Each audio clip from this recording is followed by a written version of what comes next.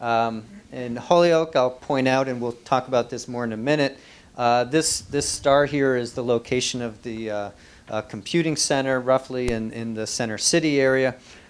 You'll see that the, sorry, Barry. There is north-south rail that goes very close to that, which is where the train station would be, very within walking distance, as well as freight rail lines that go into that area and could serve some of the existing industrial sites in the downtown area. Go ahead. This is a map. It's a little bit hard to interpret, I suspect, of some of the congestion points. This is from Pioneer Valley Planning Commission.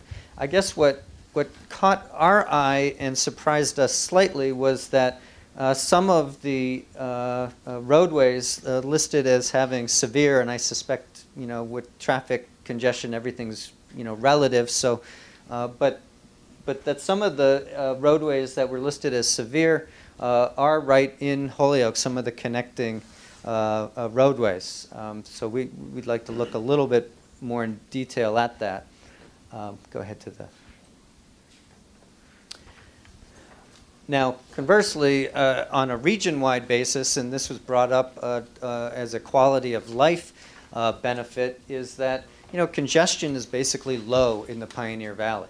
And it's not just low compared to Boston. We compared it to the average medium metro area. That's the graph on the left-hand side, with the Springfield metro area, which includes Holyoke, of course, being significantly less in terms of annual congestion cost there. And the other thing is the mean travel time to work is lower in, well, lowest in Holyoke, actually, and much lower in the region than in Massachusetts or the U.S. overall. So on a quality of life basis, the lower congestion is a benefit. Quickly on mode share, this is commuting by mode, and Holyoke is on the far left, and then the region, Massachusetts and U.S. Well, you can see that any way you cut it, drive alone is over 70% in all of these different markets. Slightly lower in Massachusetts because of the strong transit system, well, strong ridership of the transit in the Boston area, this little bump right there. Drive alone is a little bit higher on a relative basis in the region than obviously the state, but also even the U.S. Overall.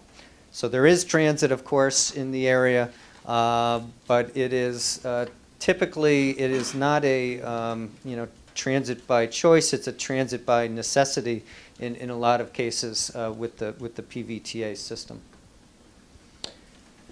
Okay, looking at some of the strengths, I mentioned some of these: low congestion, the interstate highways from a site selection basis, depending on your company, access to different markets that way.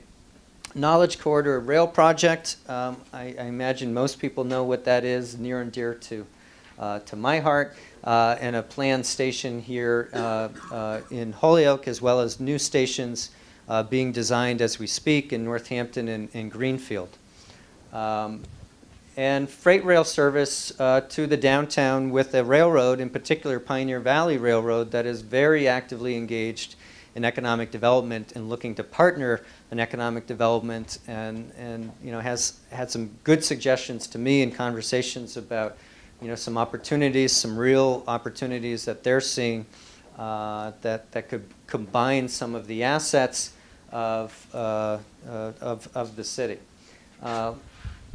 Weakness, there are some somewhat surprising congestion and safety issues in Holyoke.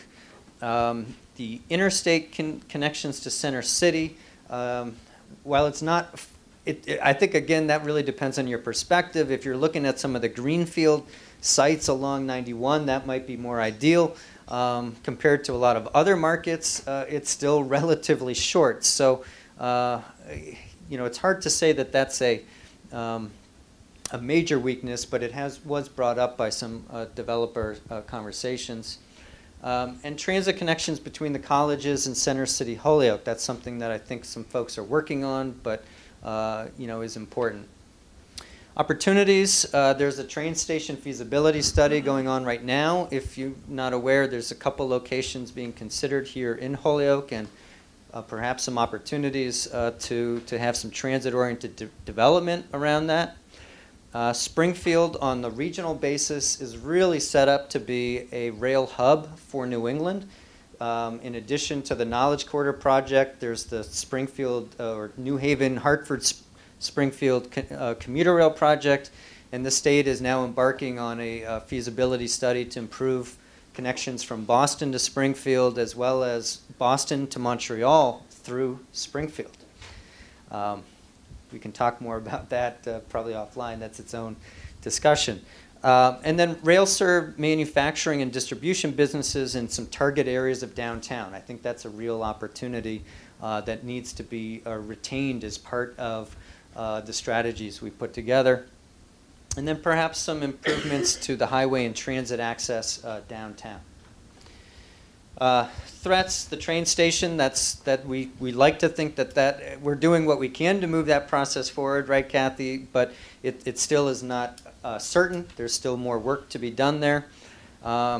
Train service north of Springfield, that is, there's a big push right now to restore the line to the Connecticut River line, which will go straight north from Springfield to Holyoke, Northampton, and Greenfield. But as of today, there's no agreements to expand that service beyond the current 1 train a day Vermonter. I guess that's both an opportunity and a threat. I guess it's an opportunity because I think it's up to the region and the state to work together to try to make that a priority.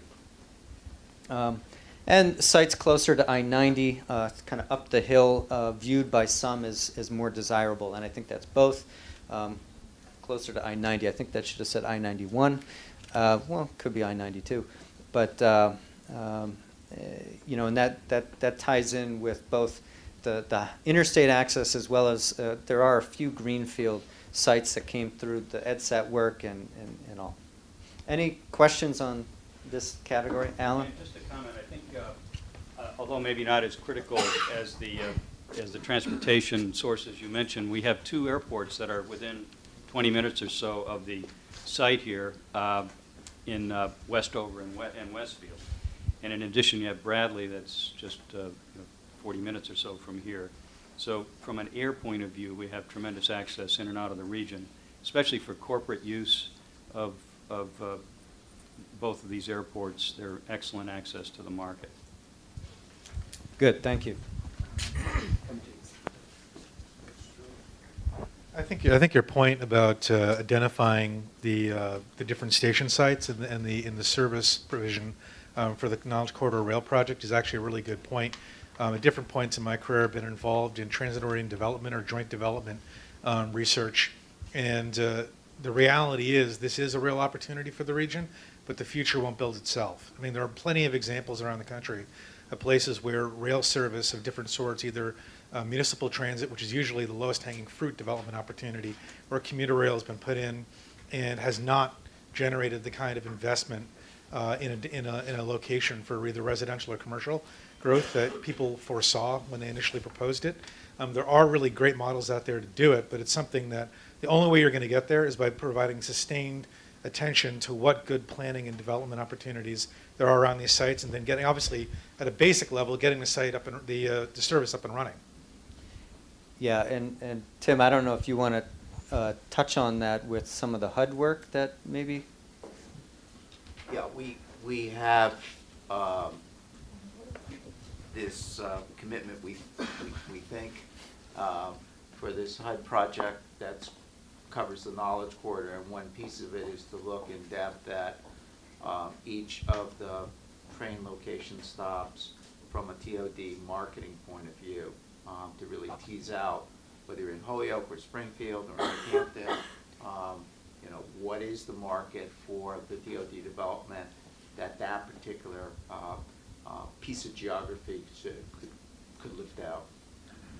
Right now, we're doing a study, well, we'll be working with Tim on this, and what Holyoke has chosen to look at is doing an in-depth master planning process in a couple block area around both train sites, and what do we need to do to support passenger rail, what needs to be in that area to support passenger rail, so that's what we're looking at this point, so. Come to you. Oh, thanks. Just a really quick comment. I kind of would defer to Tim or perhaps those who looked at transportation issues. There's been in our system the issue that has not yet been fully understood between where the people live who need the jobs and where the jobs are. Sometimes that's translated in its most simple form as urban core versus suburban industrial parks. So my question is this. Have you been able to get a sense of the Pioneer Valley Transit Authority itself, the design of its routes, and how we stack up here with a responsive transit system? Because usually it's the lower income, again, who tend to use that public transportation. So Tim, I know we've had some discussion about that, but I don't really know how that might fit in here. But I'm more interested in kind of how well our bus transportation stacks up in its design. Is it simply hub and spoke, or are some of the new designs out there? Well, I think that's a good question. In the full report, we do have, for example, some maps of the PVTA system. You know, I know of some what I think are good examples in the region, like the frequent and perhaps in some cases free connections back and forth between Amherst and Northampton. But you know, in terms of some of these other core markets, something that was mentioned to me was that like to go from Mount Holyoke College to downtown Holyoke, as short as it is, that it was an incredibly convoluted bus trip. So you know, I think that there are. There's always going to be some issues like that. This is not a hub and spoke market, just given, yes, Springfield's the biggest city, but it's not like one center and then everything goes out from there. We did look at commuting patterns at one point, and the reality is, and I'm sure you've seen this, is that while there's some concentration of activity up and down the river, there's a lot of activity in places like Westfield and Agawam and Wilbraham, and so it does kind of spread out in multiple ways, and there's not a real tidy, way to serve all those markets. It is a challenge.